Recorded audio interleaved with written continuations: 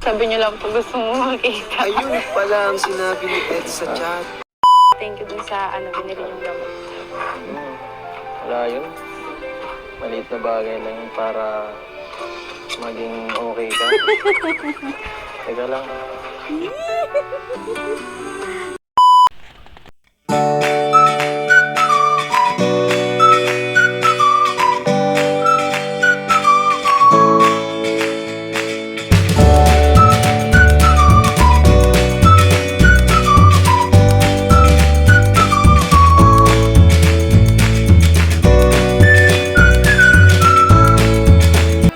Ayan mga kalingap, ayan mga kamamshi, bali galing na tayo sa tindahan, tapos kauwi ko lang, kaya time check is 10:50 PM, nakakapagod, kaya kahit pa paano manood tayo ng love team ni Kalingap Rab para tanggal stress, tanggal pagod, di ba? Matutulog tayo na may ngiti sa labi. Ayan, samahan niyo ako manood dito sa part 51 ng EDC. Pero ayun nga yung intro, di ba? Medyo may kunting problema, pero ganun pa man, ayan. Alamin natin. Tara, keep on watching. So pumunta kami kina Biancy na hindi niya alam at ito ay surprise. Wow. Kaya naman, buta namin siyang huhugas ng pinggan at iba pang magawain sa bahay. Grabe. Sipag mo naman. Grabe yan ah. Hindi ko po kasi kayo nagsabi kung makapunta kayo. Bakit? Bawal ba? Kala ko pwede naman ako dito pumunta minsan-minsan. Pumunta lang dyan. Ako na magsasabi kayo. Sabi ko po dito ang gawain nakakahiya. No, Beyonce, hindi yun nakakahiya. Siguro feelings niya, sa pakiramdam niya nakakahiya. Pero para sa ating mga viewers, sa ating mga supporters, syempre nakaka-proud yun bilang taga-subaybay ni Beyonce. Okay lang yun. Parang kita sobrang kain paminsan-minsan para may iba naman. Ganyan yan, grabe. Pangit naghihigas. Yes. Kahit ano talagang gawin mo. Ang ganda mo. Kahit ano talagang gawin mo, ang ganda mo. Kahit ano talagang gawin mo. Ang ganda mo.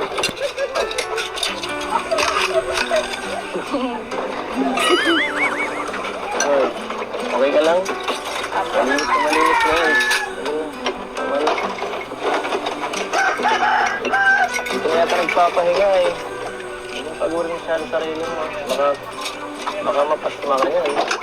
Tapusin ko lang po ito para makakain na po kayo. Hindi po kayo nag-chat ay. Hindi pa pati pala kayo nakakain. Sige, akin na yung iba. Tulungan na kita.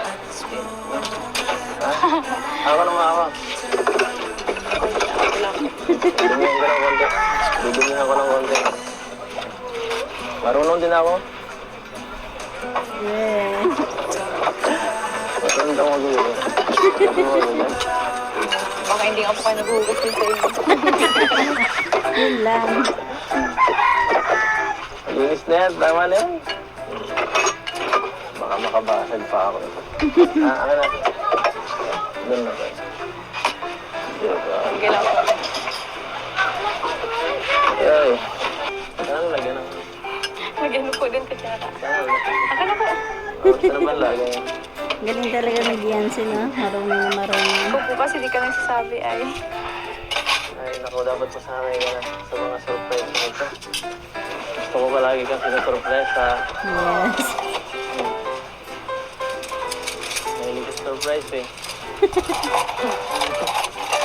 Kaya po pala ganun yung chat niyo. Kaya po pala ganun yung chat niyo. Ano kaya yung kinap ni Eds? Tama na yan. Ano kaya yun? Kumain ka na. Kumain ka na dito. May pagkain baga. Ilang hapon po tayo. O diba, kanina lang nung dumating ako, tapos nung nahiga ako rito, parang feeling ko pagod, nakakapagod, nakalumbay, nakalungkot. Pero ito, di ba, nung wala pa tayo, hindi pa ako nangalahati,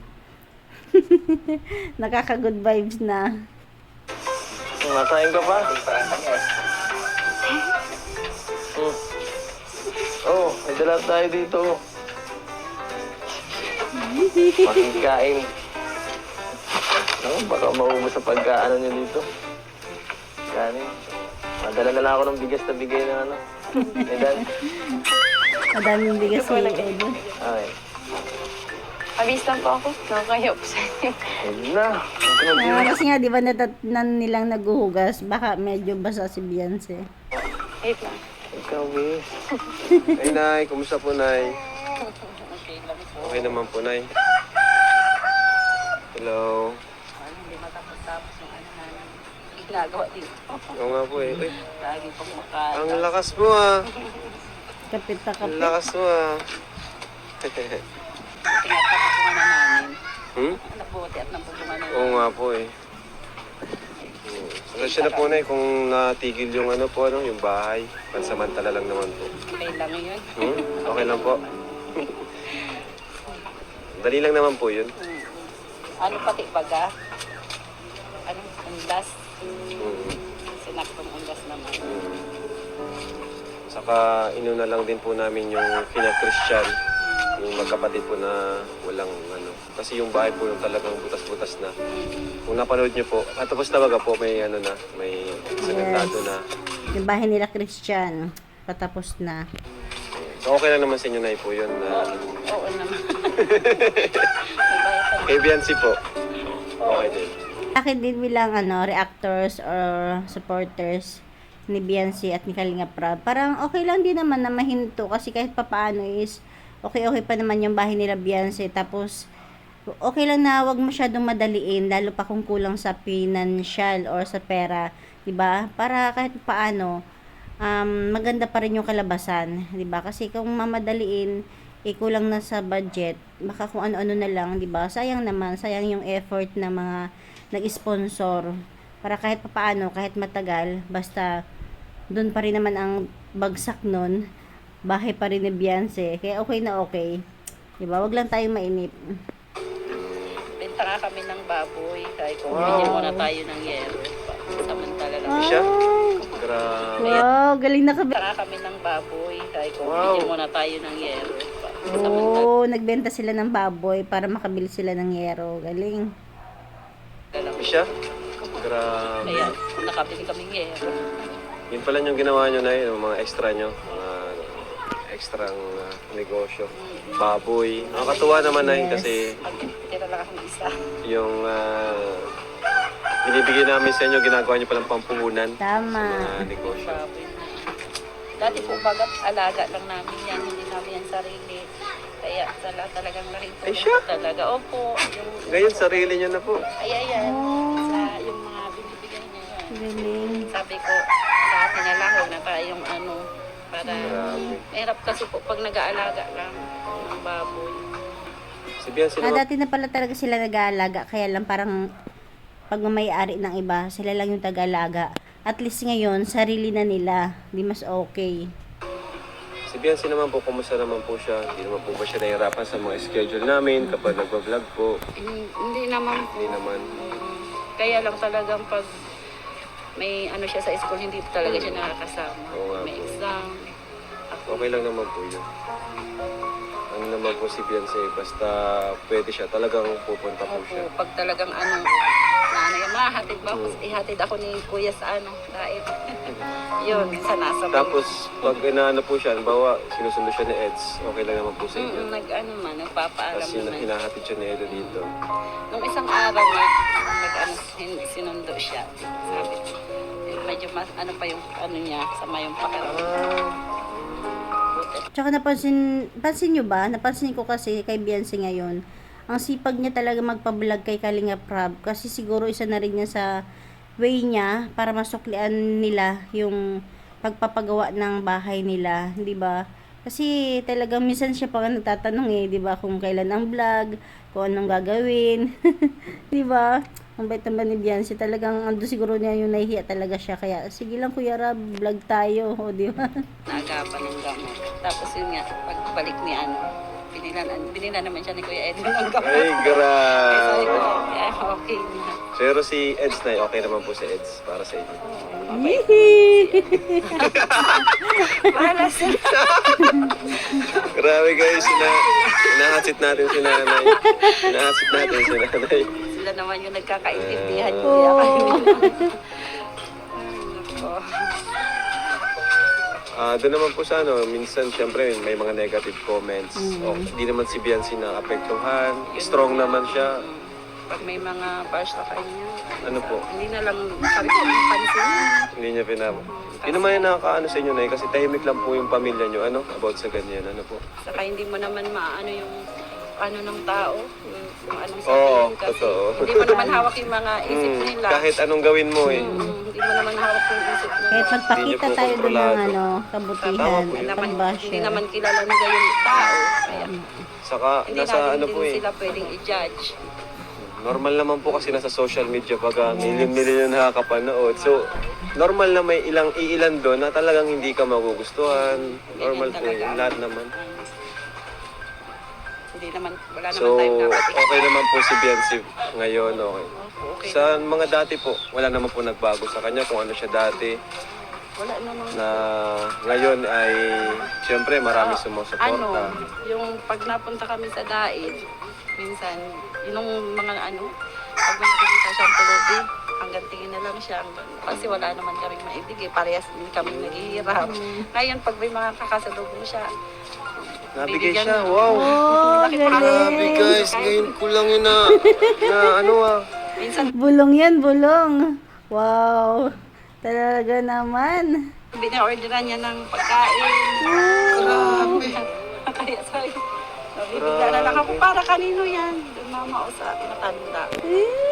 Grabe guys, ngayon ko lang po narinig ito, si Biancy napaka humble. Wala siyang sinasabi sa atin na tumutulong siya, sarili niyang pera, yung Tapos, sa halip na sa kanya yun. Punta sa kanya dito, kahapon. Siguro, may po dyan sa, elementary. Opo. Parang humihingi lang ng pang crown yata. Parang, daw. Sabi niya, sige, magbibigay siya. Parang solicitation. Solicit. Ibig sabihin ay may mga humingi na rin sa inyo ng tulong dito. Kaya, sabi ko, hindi wala pa lang kaso kakaya naman po pag tsaka diyan naman siya nagtapos ng grade 6, kaya sabi niya sa akin parang bilang tulong niya na din. Nagbibigay daw siya kahit Basta unahin niyo pa rin yung sarili niyo, di ba? pag Tama. may sobra. Pag may yan, sobra lang. Pag wala man Wala, oo. Kasi, wala pa naman tayong hindi ka pa naman sabi ko stable. Kaya, pero Makakala siguro kasi ng ibang tao, mapera na sila Beyonce, no? Siyempre, for the pa rin yan, future ni Beyonce. kan talagang nangangailangan. pero, Kahit konti. ayun, maganda naman yung naghihintay sa future ni Beyonce sa Kalingap. Yes! Pinakamaganda dyan na yung pag-aaral niya po, yung Tama. secured yung kanyang pag-aaral kasi. Dito naman kami para kay Beyonce.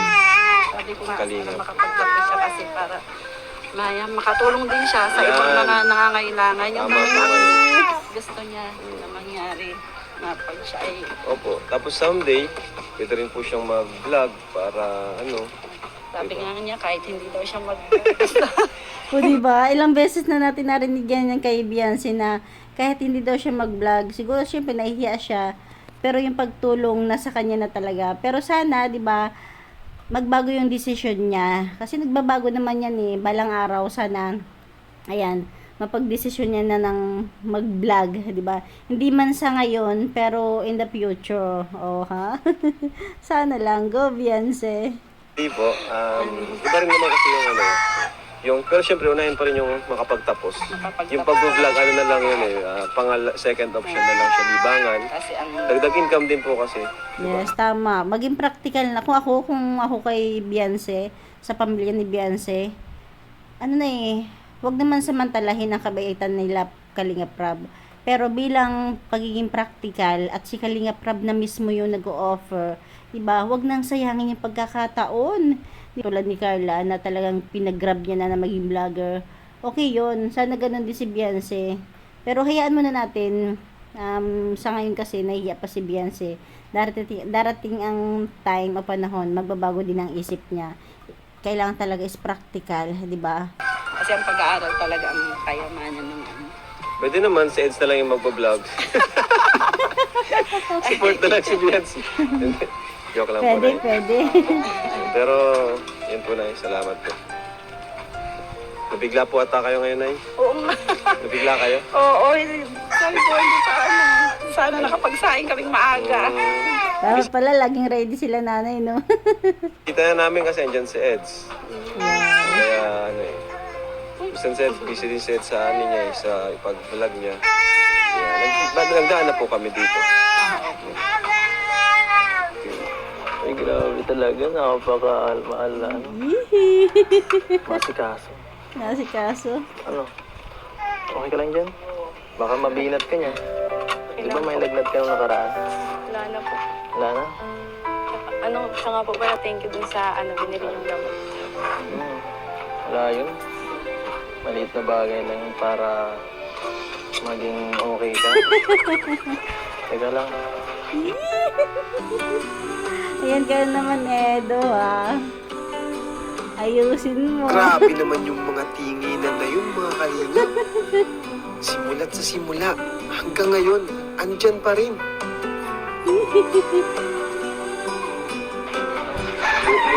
Grabe. Ang hot. Grabe ang hot. Mainit po talaga. Mainit mo talaga. May sakit ka yata. Hala po. Tinawa ko. Kayo na po kayo? Hintayin ko lang po yung isa at ano. Kayo, baka Nagkain hindi na pa po ka kumain ng mga ano, pamilya mo. Siya na po, nagkain na po kami. Kaya na? Bali po kami kayo sa ano, nagsimba po. Nice yun. Doon po kami nagkain. Kumain ka ulit. Kailangan mong... Hintayin na lang po natin yung ano, isa pa. Kulang po yan sa inyo. Yan ano. Kanin po. Hindi ko po nagsabi agad ay. Pambihira. Pambihira. Sinasabi ko. Nag-chat kaya ako. Sabi niyo lang po gusto mo makita. Ayun pala ang sinabi ni Ed sa Ayun, yun pala yung sinabi ni, ni Edo. Ulitin natin. Sabi niyo lang po gusto mo makita. Ayun pala ang sinabi ni Ed sa chat. Grabe na Grabe, gusto kita makita. Oh. ito, mga kapamilya. Abay, siyempre, bakit sino mang hindi? Booking ka tuloy ngayon, insan. Ang dahil. Mga gusto mong subuan pa. Pambihira. Sige na po kayo. Kain na po.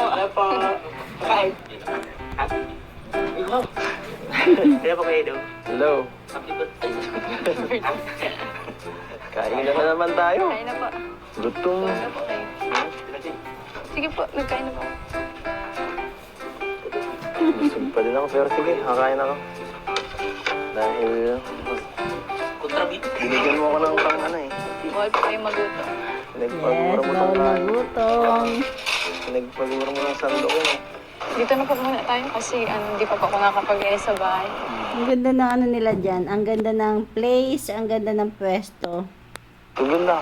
Kahit saan naman, okay. Okay na lang po doon makalat. Naintindihan ko. Oh, ang ganda ng view nila dyan, no? Kasi kayo,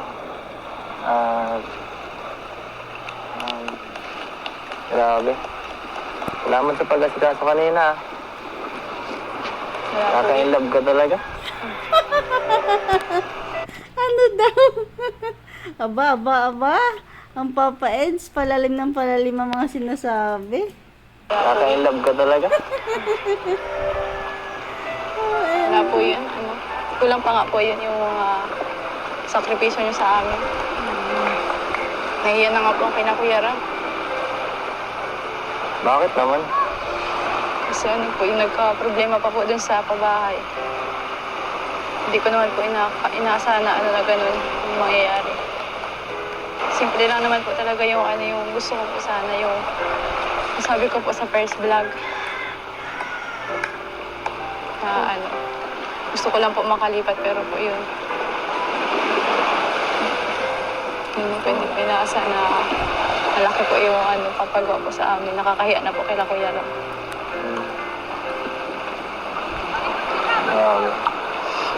Parang parang naawa naman ako kay Beyonce. Kasi siguro nagbasa-basa siya ng mga comment ng mga basher, 'di ba? Ayun.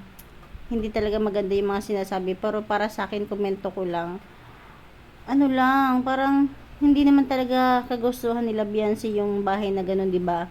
Na ganun kalaki.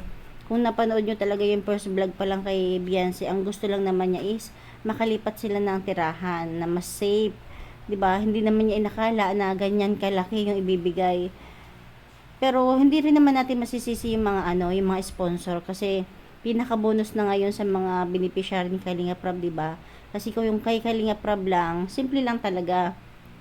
Siguro yun lang yung gusto ni Beyonce, pero dahil mahal siya ng mga sponsor, ayan, at pinabongga nga, kaya lang nagkaroon ng problema. Pero sa tingin ko, hindi naman siya big deal para kay Kalinga Prab, 'di ba? Sabi nga is hinto lang muna at maglilikom pa ng pera. Ibig sabihin, hindi yun big deal kay Kalinga Prab.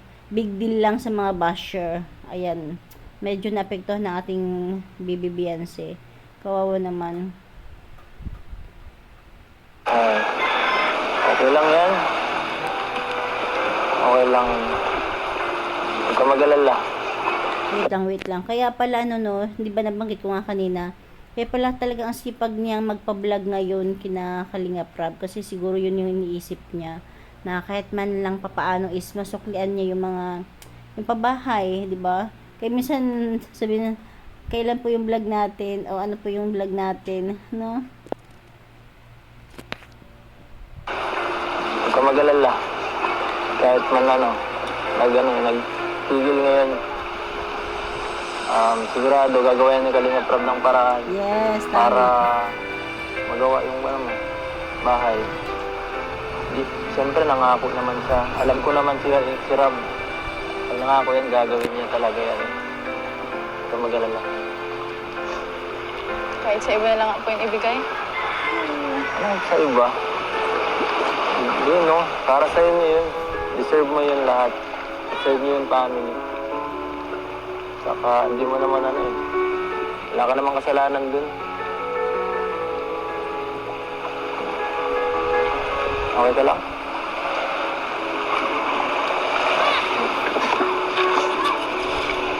Ngayon na po talaga kasi ako.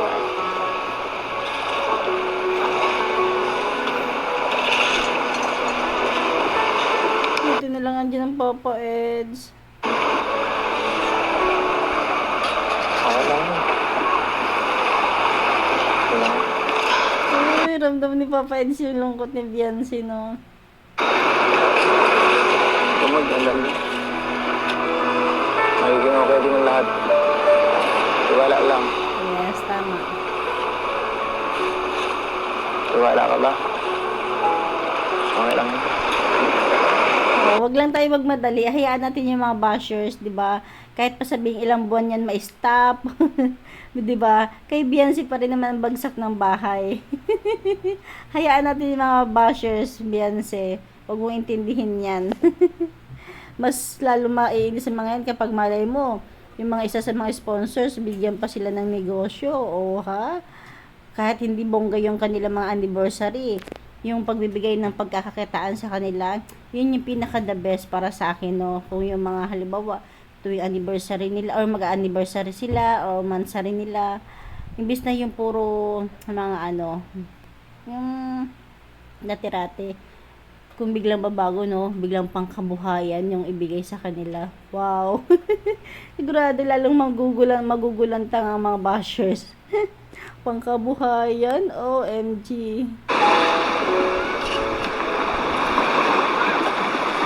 Thank you po sa pagpapagaan ng loob ko. Thank you din po sa ating kanina. Sa inyo po lahat.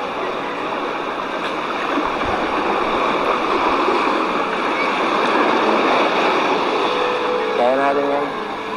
Dito man lang kami. Kung may problema, sabi ka lang para at least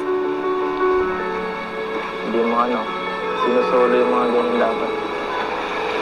Para mapayuhan ka. Grabe naman ang mga sinabi ni Beyonce. Yung palang dahilan, kaya parang umiiyak siya Ito kanina. lahat. Ayan o Beyonce, sabi nga ni Edu, magiging okay din ang lahat. May upuan sa tabi ng likod ng bahay. Pag makalipat na kayo. Lalagyan na ng upuan sa likod ng bahay pag nakalipat na. Baka di na tayo makapunta dito or ako. Ako lang pala. Hindi naman po itong bisitahin. Tama. Pupunta ang Kalingap sa Baguio. Pwede ka bang sumama? Gusto mo sumama? Oo naman. May pasok ka yata eh. Hindi ko po alam. Hindi mo alam kung sasama ka sa Baguio. Hello, sana makasama siya. Magpapaalam ko po. Sayang naman. Sana makasama ka. Para maging kahit paano maging masaya dun. At syempre, yung ibang angels dun. Makita ko ulit kayo magkasama. Tama. Malamang lahat ng angels kasama uli. Kaya yung mag-uulit tayo. Kung hindi ka makasama, siguro baka hindi ko ma-enjoy yun. Lulungkot ako. OMG. Totoo yun. Palagay ko totoo talaga kasi nahulog na talaga yung loob ni Edo kay Beyonce, no? Kanina nga lang nung medyo naiyak si Beyonce, talagang naramdaman natin yung touch niya kay ano, no? Kay Beyonce.